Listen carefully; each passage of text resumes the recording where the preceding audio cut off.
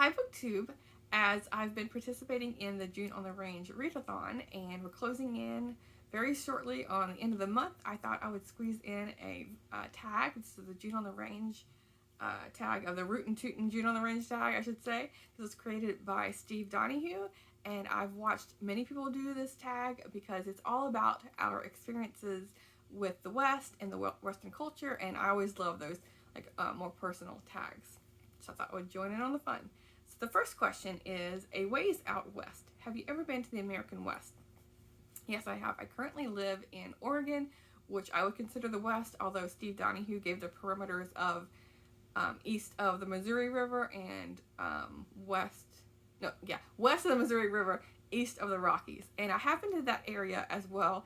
And I mentioned, I think in my last video, maybe, that I have a huge trip coming up, and the majority of that is going to be spent in the West. And yeah, I love exploring and doing summer road trips, and so I've spent a lot of time traveling all over the place. And I'm gonna check off this time. I'm gonna be going all the way through all around Colorado, and so yeah, that'll be another one to see. And it's kind of funny. It's like one of the last states for me to see that's on the West, but I feel like it's one of the more iconic states because it has a huge city of Denver and then the Rocky Mountains right behind it, basically. And so yeah, it's gonna be lots of fun.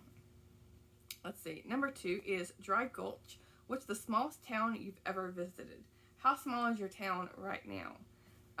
The smallest town I've driven through Wyoming. I think there was like a billboard saying like town of one or something, but in general, I feel like I've been through some really small towns of like 200, 300 people. I can't think of any specific ones off the top of my head, but I've stopped and gotten gas and whatnot at those.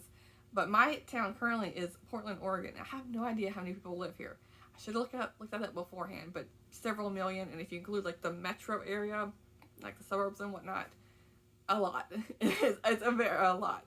But we still have lots of nature nearby, which I frequently escape to because I am not much of a city person, and I don't like crowds and traffic, and so luckily I have lots of places I can go in solitude and peace and quiet.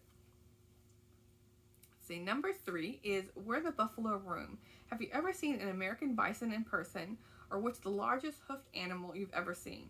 Do you have evidence that you live near coyotes? So I have seen American bison in person. I've seen them in a couple national parks, and last year on my previous road trip, I was in, I'm trying to think what park it was. I think it was a park in Sheridan, Wyoming, and they had bison. That's like a fenced area. Like there's like a bison field basically adjacent to the park, and so as you're walking apart, you can see them roaming around. So I have seen quite up close, like driving on the road in the national park. Sometimes you saw them like walking alongside, like their own little sidewalk, and they are ginormous, and that's probably the largest hoofed animal I've seen in the wild. And as far as coyotes, I do have evidence of coyotes living near me. In fact, I'm pretty sure I know I've captured it on film. I think I might have added it to my Instagram, like a little video clip, because there was a while there. I mean, I hear them almost every night back along the creek area. And so I know they're around, and I see them occasionally, but there was a good spell, like 2 or 3 weeks, when there was one coyote in particular that was just like roaming, like literally in this, like I live in an apartment complex, and you could see it just roaming around like the parking lots, like just really in this area quite frequently.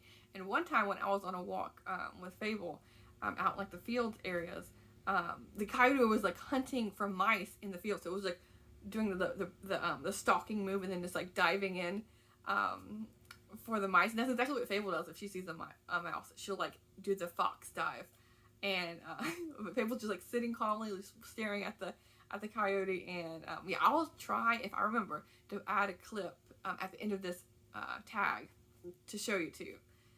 So let's see. Number 4 is Ol Doc Frye. What's your history with Westerns? Novels, TV, movies. So my history with Westerns is pretty recent. I don't have a long history with them.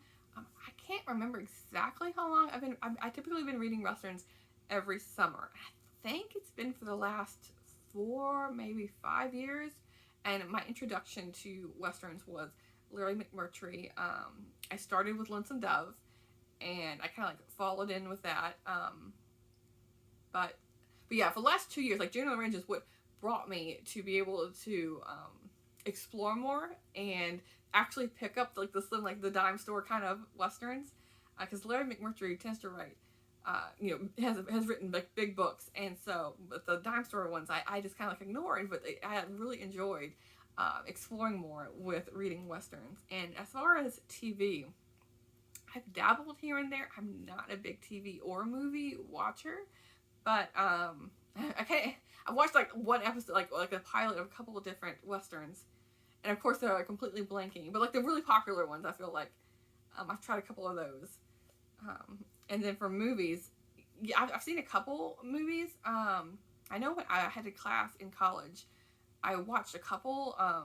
It was like a cinematography class, and we watched a couple John Wayne and like the old classic black and white movies. And so I would really like to watch more of his movies. And I keep thinking like I keep thinking I have endless amounts of time to just put in some movies along with reading Westerns this month, but it just hasn't happened yet. Never mind. It has happened slightly because I have been watching the Lonesome Dove. I don't know if it's a TV series. It's like 3 or 4 episodes. They're longer episodes, but they have been great, and I highly recommend them if you like the Lonesome Dove book, or if you're interested in Lonesome Dove but don't want to read the book, or vice versa. The TV show is really good. Let's see, number 5 is Diamond Lil and the Rialto Saloon. What's your relationship with alcohol? Ever had a friendship with a bartender? My relationship with alcohol is very minimal / non-existent. Like every 2 or 3 years, maybe. Like if I'm in a gathering, I'll have an alcoholic drink when everyone else is doing it. But other than that, no. I don't really care for the taste of it that much, and yeah, I'm not a big drinker at all, or party or anything like that. And then a friendship with a bartender, I don't think so. Off the top of my head, I can't think of anyone I've been friends with as a bartender. Number 6 is The City Slicker from Back East. What do you consider the best Western you've ever read?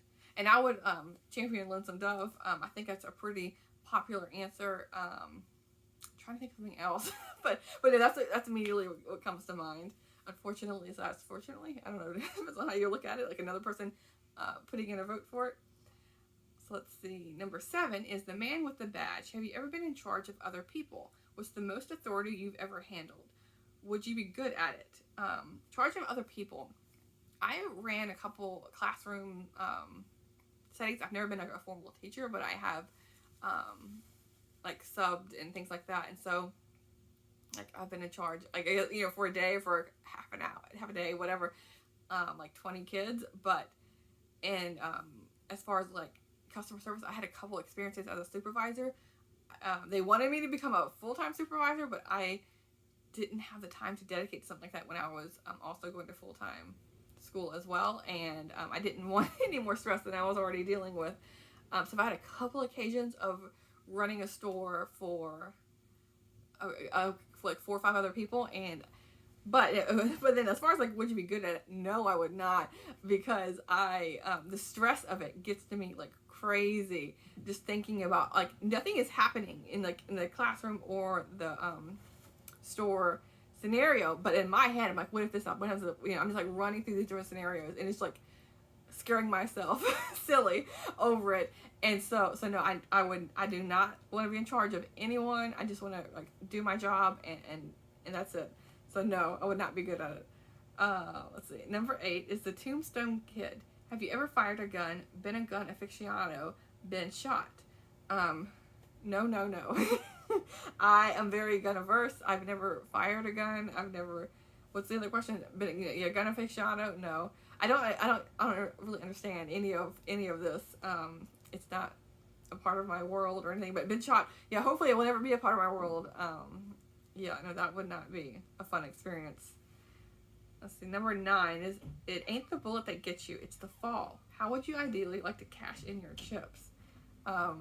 in old age, in my sleep, where I'm not aware of anything and I've had a good life, that would be ideal. And then number 10 is tag some owl hoots. I like us owl hoots.